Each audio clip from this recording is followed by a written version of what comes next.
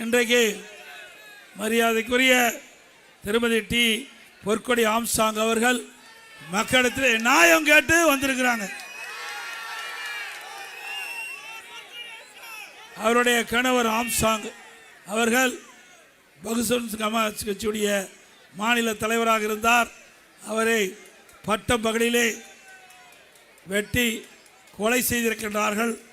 அப்படி கொலை குற்றவாளிகளை கண்டறிந்து சட்ட நீதியாக நடவடிக்கை எடுக்க வேண்டும் என்று அவர் எண்ணது மட்டுமல்ல, அதற்கு நியாயம் கேட்கிற விதமாக உங்களை எல்லாம் வந்து நேரடியாக சந்தித்து ஆதரவை கேட்கிறோம். இந்த தேர்தல் பிரச்சார கூட்ட நிகழ்ச்சிகளை கலந்து கொண்டு சிறப்பித்துக் கொண்டிருக்கின்ற மாவட்ட கழக செயலாளர் முன்னாள் அமைச்சர் அண்ணன் டி ஜெயக்குமார் அவர்களே, இந்த தொகுதிக்கு பாராளுமன்ற பொறுப்பாளரை போட்டுக்கின்ற தொகுதி பொறுப்பாளரை போட்டுக்கின்ற பாராளுமன்ற உறுப்பினர் அறிவிச்சவர் தனபால் அவர்களே, சகோதரர் திரு ஆர் மதுரை வீரன் அவர்களே, திரு ஆர் நாகராஜன் அவர்களே, திரு முகுந்தன் கோபால் அவர்களே, திரு எம் பரமகுரு அவர்களே மற்றும் பாஜக மாவட்ட தலைவர் டி என் பாலாஜி அவர்களே, பாஜக தேசிய வழக்கறிஞர் திரு கபிலன் அவர்களே, துணைத் தலைவர் என்பி பிரவீன்குமார் அவர்களே, திரு தினேஷ் அவர்களே, ராஜ்குமார் அவர்களே, அம்மா மக்கள் முன்னேற்ற கழகத்தைச் சேர்ந்த முகமது சித்திக் அவர்களே, பாமக ஜி.வி. சுப்பிரமணியன் அவர்களே, புரட்சி பாரதம் மகிமிதாஸ் கட்சியைச் சேர்ந்த நிர்வாகிகளே மற்றும் புரட்சி பாரதத்தை சேர்ந்த அறிவலன் அவர்களே மற்றும் இந்த நிகழ்ச்சிகளை பெருந்திரளாக கலந்து கொண்டிருக்கின்ற தமிழ் மாநில பகுஜன் சமாஜ் கட்சியைச் சேர்ந்த நிர்வாகிகளே, தொண்டர்களே, இந்த நம்முடைய கூட்டணியில் அங்கமைக்கின்ற கட்சியுடைய தலைவர்களே, நிர்வாகிகளே, கழக உடன்பிறப்புகளே, பெரியோர்களே, தாய்மார்களே, தொழிலாளர் நண்பர்களே, மகளிரை சேர்ந்த சகோதரர்களே, இளைஞர் பட்டாளங்களே, வாக்கா பெருமக்களே, பத்திரிகையாளர் ஊடகங்கள் அத்தனை பேருக்கும் என்னுடைய முதல் நன்றி கலந்த வணக்கம்.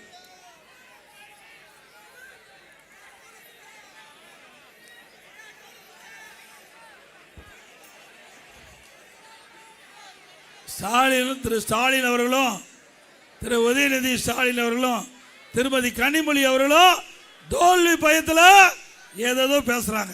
அப்படித்தானே செய்தி? அவர்களுக்கு தோல்வி பயம் வந்துட்டது. அதனால தான் நம்மை பற்றி விமர்சனம் செஞ்சிட்டு இருக்கிறாங்க. இப்போ மக்கள் என்ன எதிர்பார்க்கிறாங்க? கடந்த 5 ஆண்டு திராவிட முன்னேற்ற கழக ஆட்சியில் என்னென்ன திட்டத்தை செயல்பட்டுன்னு எதிர்பார்க்குறீங்க. மீண்டும் திராவிட முன்னேற்ற கழக ஆட்சிக்கு வந்தால் என்ன செய்யணும்னு சொன்னால் பரவாயில்ல. அதை விட்டுட்டு இவர்கள் எப்பொழுது தேர்தல் பிரச்சாரத்தை மேற்கொண்டார்களோ திராவிட முன்னேற்ற கழக தலைவர் திரு உதயநிதி அவர்கள் அன்றிலிருந்து இன்று வரை என்னை பற்றியே பேசிட்டு இருக்காங்க. மக்களை பற்றி பேசல, தமிழ்நாட்டை பற்றி பேசல, எப்பொழுதோ என்னை பற்றி தான் விமர்சனம் பண்ணிட்டு இருக்காங்க. அப்படித்தான் இருக்குது, பத்திரிகையில் ஊடகத்தில் வருது. ஸ்டாலின் அவர்களே, 5 ஆண்டு திராவிட முன்னேற்ற கழக ஆட்சியில் என்ன செஞ்சீங்க? ஊழல் செஞ்சாங்க. என்ன செஞ்சாங்க? அதனாலதான் எதுவும் சொல்ல முடியல. திட்டங்களை செஞ்சிருந்தா மக்கள் முன்னணியில் வந்து என்னென்ன திட்டம் செஞ்சன்னு அவர்கள் தகரியமா சொல்லுவாங்க. ஆனால் அவர்களால் தகரியமா சொல்வதற்கு எந்த திட்டமும் தமிழகத்தில் செய்ய முடியல. செஞ்சிருக்காங்களா? இதே அதிமுக ஆட்சி செஞ்சிச்சு பாருங்க. நான் முதலமைச்சர் பொறுப்பேற்கின்ற பொழுது கடுமையான வறட்சி, குடிப்பதற்கு கூட தண்ணி இல்லாத ஒரு சூழ்நிலை. சென்னை மாநகர மக்கள் குடியிருக்காக போராடிட்டு இருந்தாங்க. அவருடைய தாகத்தை தீர்ப்பதற்கு ரயிலிருந்து தண்ணீர் கொண்டு வந்து சென்னை மாநகர மக்களை தாகத்தை தீர்த்த அரசாங்கம் அதிமுக அரசாங்கம். அதிமுக கொடி இறக்கப்பா. அதோட புயல் வெள்ளம், 2வது வருஷம் புயல் வெள்ளம். இன்றைக்கு டெல்டா மாவட்டத்தில் பல மாவட்டம் புயலால வெள்ளத்தால பயிர்கள் சேதம், வீடுகள் உடைமைகள் எல்லாம் சேதம். இப்படிப்பட்ட நிலையில் ஆட்சி செஞ்சோம். அதுக்கு பிறகு கொரோனா எப்படி உங்களுக்கு தெரியுமா? தெரியுமில்ல? எங்கேயாவது இப்படி ஒரு இடத்துலாவது கூட்டம் கூட முடிஞ்சுதா? ஒருவருக்கு பார்த்து பல மாதம் ஆச்சு, முகத்தை பார்க்க முடியல. அப்படி இருக்கிற காலத்தில் கொரோனா காலம் 1 வருடம் ஒரு சிறப்பான ஆட்சி கொடுத்தோம். வீட்டிலேயே அத்தனை பேரும் தங்கி இருந்தோம். ஏன்னா காற்றில் எளிதாக பரவக்கூடிய வைரஸ் கொரோனா வைரஸ். இந்த காற்றில் பரவி யாருக்காவது அந்த கொரோனா வைரஸ் தொற்று ஏற்பட்டால் உயிருக்கு ஆபத்து ஏற்பட்டுவிடும். அதனால மக்களை இமை காப்பதை போல காத்த அரசாங்கம் அதிமுக அரசாங்கம். காத்தமில்ல, வல்லரசு நாட்டில் கூட இந்த கொரோனா வைரஸ் பரவல் தாக்கப்பட்டவர்களை பாதுகாக்க முடியல.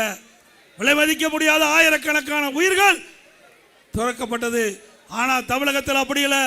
கொரோனா வைரஸ் வருகின்ற பொழுது அந்த வைரஸ் எப்படி தாக்கப்படும், அப்படி தாக்கப்பட்டா அதற்கு தாக்கப்பட்டவர்கள் என்ன அறிகுறி எதுவுமே தெரியாது.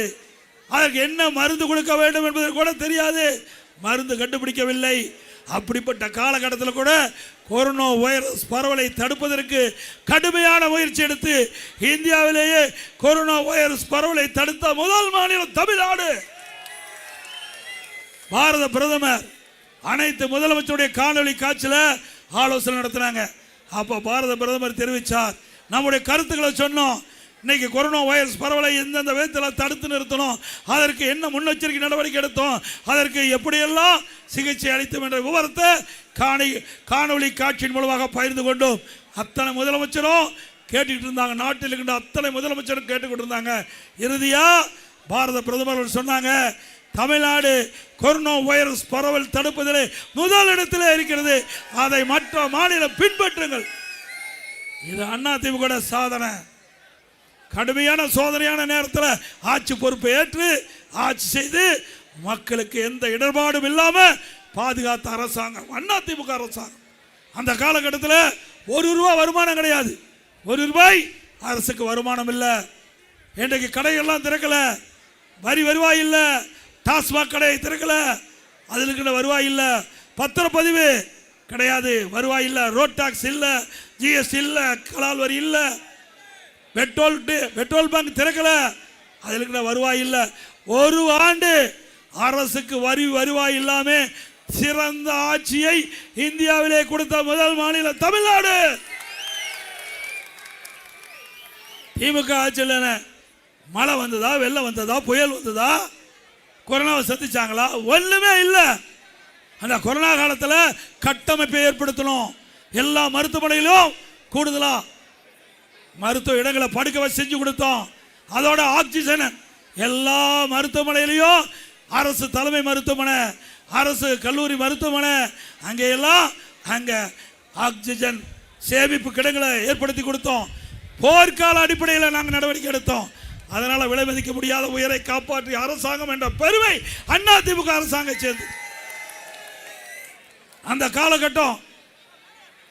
காலகட்டத்தில் தொழிலாளர் வேலை இல்லை, மக்கள் பாதிக்கக்கூடாது என்பதற்காக ஒரு வருஷம் ரேஷன் கடையில் விலையில அரிசி கொடுத்தோம், விலையில பருப்பு, விலையில எண்ணெய், விலையில சக்கரை கொடுத்தோம்ல. குடும்ப அட்டைக்கு ₹1000 கொடுத்தோம், மீண்டும் ₹1000 குடும்ப அட்டைக்கு கொடுத்தோம். அதோட தைப்பொங்கல் வந்தபோது எல்லா குடும்ப அட்டைக்கும் ₹2500 பொங்கல் தொப்போட கொடுத்தோம் இல்லைங்க.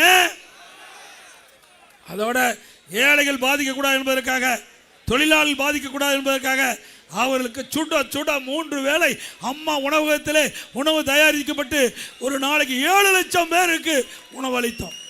ஒரு வருடம் உணவளித்தோம், ஒரு வருஷம் விலையெல்லாம் உணவளித்தோம். இன்றைக்கு முதியோர்களுக்கு, கர்ப்பிணி தாய்மார்களுக்கு, மாற்றுத்திறனாளிகளுக்கு சமூக கூட அம்மா உணவகத்தில் உணவு தயார் பண்ணி அவர் இல்லத்துக்கே சென்று உணவு கொடுத்த அரசாங்கம் அதிமுக அரசாங்கம். இன்றைக்கு அம்மா உணவகத்தை பல அம்மா உணவகத்தை மூடிட்டாங்க. இன்றைக்கு தரமான பொருள் கொடுப்பதில்லை, பணியாளர் குறைச்சிட்டாங்க. அதனால் அம்மா உணவகம் முறையாக செயல்படாத சூழ்நிலை. மீண்டும் அதிமுக ஆட்சி உங்கள் துணையோடு 100% அமையும். அதிமுக ஆட்சி அமைந்தவுடனே அம்மா உணவகம் சிறப்பாக செயல்படும். ருசியான உணவு அம்மா உணவகத்திலே வழங்கப்படும். அதிமுக ஆட்சி 100% வந்தவுடன் இந்த அம்மா உணவகம் முதலமைச்சருடைய நேரடி கட்டுப்பாட்டிலே இயங்கும். அதோட கொரோனா காலம் மாணவர்கள் பாதிக்கப்பட்டாங்க, மன உளைச்சல் இருந்தாங்க. அதிமுக ஆட்சியில் ஆல் பாஸ் போட்டு கொடுத்தோம். கல்லூரியில் படிக்கின்ற மாணவர்கள் ஓராண்டு வீணாக போய்விடும் என்று கவலைப்பட்டு கொண்டிருந்தார்கள். என்னிடத்திலே தெரிவித்தார்கள். அவருடைய கவலையை போக்கின்ற விதமாக, அவருடைய மன உளைச்சலிலிருந்து மீட்டெடுக்கின்ற விதமாக ஆன்லைனில் வகுப்பு நடத்தணும், ஆன்லைனில் தேர்வு நடத்தணும். நம்முடைய மாணவர்கள் ஆன்லைனில் சிறப்பாக கல்வி கற்று ஆன்லைனில் தேர்வு எழுதி பட்ட படிப்பு படித்து அவர்களுக்கு உதவி செய்த அரசாங்கம் அதிமுக அரசாங்கம். அதே போல அந்த நேரத்தில் கூட விலைவாசி உயரல. இன்றைக்கு விலைவாசி விண்ணை முட்டுகின்ற அளவுக்கு இந்த ஆட்சியில் உயர்ந்தாச்சு. ஏழை மக்கள் நிறைந்த பகுதி. அன்றாடு வேலைக்கு சென்றால் தான் அவர் வீட்டிலே அடுப்பு எரியும். அப்படி அடித்தட்டு வாழுகின்ற மக்கள் இன்றைக்கு உணவுப் பொருட்களுடைய விலை உயர்வால் கடுமையாக பாதிக்கப்பட்டு விட்டாங்க இந்த ஆட்சியில். அதற்கு தீர்வு காணுவதற்கு இந்த அரசு எந்த முடிவிலும் எந்த விதமான முயற்சியும் எடுக்கல. இன்றைக்கு அதிமுக ஆட்சி இருந்ததை விட திராவிட முன்னேற்ற கழக ஆட்சியில் ஒரு கிலோ அரிசி 30 ரூபா விலையேற்றம், 30 ரூபா அதிகமாகி போச்சு. கடல் எண்ணெய் ஒரு கிலோ அதிமுக ஆட்சி இருந்ததை விட 60 ரூபா உயர்ந்து விட்டது. பருப்பு ஒரு கிலோ 40 ரூபா. திமுக ஆட்சி இருந்ததை விட அதிமுக ஆட்சியை விட திமுக ஆட்சியில் 40 ரூபா அதிகமாகி போச்சு. ஆக உணவுப் பொருள் விலை உயர்ந்து போச்சு. இந்த உணவுப் பொருள் விலை கட்டுப்படுத்துறதுக்கு இந்த அரசாங்கம் எந்த நடவடிக்கை எடுக்கல. இதே அதிமுக ஆட்சி இருக்கின்ற பொழுது தமிழ்நாட்டில் இருக்கின்ற உணவுப் பொருள் விலை ஏறுகின்ற பொழுது அந்த உணவுப் பொருள் விலையை கட்டுப்படுத்துவதற்கு கட்டுப்பாட்டு நிதியம் என்ற 100 கோடி நிதி ஒதுக்கி எந்த உணவுப் பொருள் விலை ஏறுகிறதோ அந்த உணவுப் பொருள் எந்த மாநிலத்தில் விலை குறைவாக இருக்கின்றதோ அங்கே போய் கூட்டுறவுத்துறை மூலமாக அங்கே கொள்முதல் செய்யப்பட்டு தமிழ்நாட்டுக்கு கொண்டு வந்து கூட்டுறவுத்துறையின் மூலமாக விற்பனை செய்து அந்த உணவுப் பொருள் விலையை கட்டுப்படுத்திய அரசாங்கம் அதிமுக அரசாங்கம். ஏழைகள் பாதிக்கக்கூடாது என்பதற்காக ஒவ்வொரு திட்டமும் நாங்கள் நிறைவேற்றி கொடுத்தோம். நல்ல சாலை வசதிகள், அற்புதமான பாலங்கள் எல்லாமே அதிமுக ஆட்சியில் தான் வந்தது. இன்றைக்கு சாலையினால ஒரு பெரிய திட்டத்தை கொண்டாட முடிஞ்சுதா? தமிழ்நாட்டில் இந்திய வரலாற்றிலேயே இந்தியாவிலேயே பல மாநிலம் இருக்குது. எந்த மாநிலத்திலும் ஒரு திட்டத்திற்கு 63,000 கோடி பெற்ற வரலாறு கிடையாது. மெட்ரோ ரயில் திட்டம் கட்டம் 2 63,000 கோடி திட்ட அனுமதி பெற்று தேவையான நிதியை பெற்று மத்திய அமைச்சரை தமிழ்நாட்டுக்கு வரவழைச்சு அடிக்கல் நாட்டப்பட்ட அரசாங்கம் அதிமுக அரசாங்கம். 63,000 கோடிங்க. இது வரைக்கும் எந்த ஒரு மத்திய அரசாங்கம் சரி மாநில அரசாங்கம் சரி ஒரு திட்டத்திற்கு இவ்வளவு தொகையை பெற்று தந்த முதல் அரசாங்கம் அதிமுக அரசாங்கம். அதே போல அதிமுக ஆட்சியில் தொடங்கப்பட்ட திட்டம் லேப்டாப். அரசு பள்ளியில் படிக்கின்ற மாணவர்கள் அவர் விஞ்ஞான கல்வி கிடைக்க வேண்டும். மாண்புமிகு அம்மா அவர்கள் அற்புதமாக திட்டத்தை கொண்டாந்தாங்க. அரசு பள்ளியில் படிக்கின்ற மாணவர்கள் பெரும்பாலும் ஏழை மாணவர்கள், நடுத்தர குடும்பத்தை பிறந்த மாணவர்கள். அப்படிப்பட்ட மாணவர்களுக்கு விஞ்ஞான கல்வி கிடைக்க வேண்டும் என்ற அடிப்படையில் மடிக்கணி திட்டத்தை கொண்டாந்தாங்க. 10 ஆண்டுல 52,35,000 பேர் மாணவ மாணவிக்கு மடிக்கணினி கொடுத்தோம். 7,350 கோடி நிதி ஒதுக்கீடு செஞ்சோம். அற்புதமான கல்வி நம்முடைய ஏழை மாணவர்களுக்கு அதிமுக ஆட்சியில் கிடைச்சது. திராவிட முன்னேற்ற கழக ஆட்சிக்கு தொடர்ந்து அதை நிறுத்திட்டாங்க. 4 ஆண்டு பிரதான எதிர்க்கட்சி என்ற தலைவர் முறையில் முதலமைச்சருடைய கவனத்தை கொண்டு போன்றேன். ஏழை மாணவர்கள் அற்புதமான திட்டம், நிறுத்தாதீங்க. இந்த திட்டத்தை நிறுத்தினா ஏழை மக்கள் பாதிக்கப்பட்டு விடுவாங்க. இந்த முதலமைச்சர் கேட்கவே இல்லை. மாணவருடைய செல்வாக்கு இழந்துட்டாங்க, இளைஞருடைய செல்வாக்கு இழந்துட்டாங்க, மக்களுடைய செல்வாக்கு இழந்துட்டாங்க. மீண்டும் இந்த 6 மாசத்துக்கு முந்தைய அவசரமா கல்லூரியில் படிக்கின்ற மாணவர்களுக்கு லேப்டாப் கொடுக்கப்படும் என்ற அறிவிப்பை கொடுத்து 2 லட்சம் பேருக்கு கொடுத்துட்டு அப்படியே அம்போன்னு விட்டுட்டாங்க. இப்படிப்பட்ட அரசாங்கம் தேவையா? அற்புதமான திட்டம்.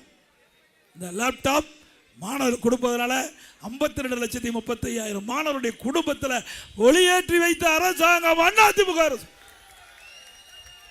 இன்றைக்கு 2021 திராவிட முன்னேற்ற கழக தேர்தல் அறிக்கை. இன்றைய முதலமைச்சர் எதிர்க்கட்சி தலைவராக இருந்து திமுக தலைவராக இருக்கும்போது அவர் 525 அறிவிப்புகள் வெளியிட்டார். 4 பங்கு அறிவிப்பு கூட இதுவரைக்கும் நிறைவேற்றல. முக்கியமான அறிவிப்புகள் சிலவற்றை இந்த நேரத்தில் உங்களுடைய கவனத்துக்கு கொண்டாடுறேன். இன்றைக்கு நம்முடைய மாணவ செல்வங்கள் கல்வி கற்பதற்கு வங்கியில் கல்வி கடன் பெற்றாங்க. ரத்து பண்ணாங்களா? கொடுக்கப்பட்ட வாக்குறுதி நிறைவேற்றினாங்களா? மாதந்தோறும் கேஸ் சிலிண்டருக்கு 100 ரூபா மானியம் கொடுக்கலாம். கொடுத்தாங்களா? பெட்ரோல் டீசல் குறைக்கிறாங்களா? குறைச்சாங்களா? நல்லா சத்தமா சொல்லுங்க. ஸ்டாலின் காது கேட்குது. நீட் தேர்வு ரத்துனாங்களா? ரத்து பண்ணாங்களா? ரகசியம் இருக்குன்னு சொன்னாங்க, ரகசியத்தை வெளிப்படுத்தினாங்களா? அப்படியெல்லாம் ஏமாற்று வேலை தானே. புதுசா நூற்றுக்கணக்கான அறிவிப்பை வெளியிட்டார். அதிமுக ஆட்சியில் கொடுக்கப்பட்ட அறிவிப்பு பெரும்பாலும் நிறைவேற்றி நாட்டு மக்களிடத்திலே நல்ல மரியாதையை பெற்ற அரசாங்கம் அதிமுக அரசாங்கம். சிந்திச்சு பாருங்க, அதிமுகவுக்கும் திமுகவுக்கும்.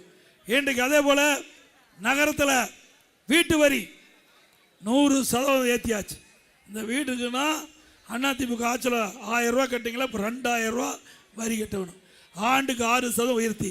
கடை வச்சிருக்காங்கன்னா இந்த கடைக்கு அதிமுக ஆட்சியில் 1000 ரூபா வரி கட்டினா இப்போ 2500 ரூபா வரி கட்டணும். 150% உயர்த்திட்டாங்க. மின் கட்டணம் 67% உயர்த்திட்டாங்க. கடைக்கு 6 மணிலேருந்து 9 மணி வரை ரெட்டிப்பு சார்ஜ் வசூல் பண்ணுறாங்க. குடிவரி உயர்வு, குப்பைக்கு வரி போட்டாங்க. குப்பை கூட வரி போட்டாங்க. மதுரையில் மாநகராட்சி, மதுரை மாநகராட்சி, அந்த மாநகராட்சியில் வரி வருவாயில் முறைகேடு நடைபெற்றதாக திமுக அரசாங்கம் புகார் கிடைச்சி, திமுக அரசாங்கம் அங்கே போய் அந்த மாநகராட்சியில் ஆய்வு செஞ்சதில் முறைகேடு நடைபெற்றதை கண்டுபிடிச்சு 200 கோடி வரி வருவாயில் முறைகேடு. அங்கே என்னென்ன வரி போட்டிருக்காங்கன்னா, ஆட்டுக்கு வரி, மாட்டுக்கு வரி, குதிரைக்கு வரி, பன்னிக்கு வரி. இத்தனை வரியும் இவர்கள் ஆட்டை போட்டாங்க. அங்கே இருக்கிற மேயருடைய கணவரை கைது பண்ணாங்க. அங்கே இருக்கிற மண்டல குழு தலைவர் ராஜினாமா பண்ணாங்க. இப்போ மேயரை ராஜினாமா பண்ணிட்டாங்க. திண்டுக்கல்ல அங்கே மாநகராட்சியில் ஊழல், திருநெல்வேலியில் பங்கு பிரிப்பதில் ஊழல், காஞ்சிபுரத்தில் மேயருக்கும் கவுன்சிலுக்கும் பங்கு பிரிப்பதில் பிரச்சனை, இப்படி கோயம்புத்தூரில் பிரச்சனை, இப்படி எல்லா மாநகராட்சியிலையும் ஊழல் நிறைந்து மலிந்து கிடக்குது. மீண்டும் அதிமுக ஆட்சிக்கு வந்தவுடன் இதையெல்லாம் விசாரிக்கப்படும், சட்ட ரீதியாக நடவடிக்கை எடுக்கப்படும்.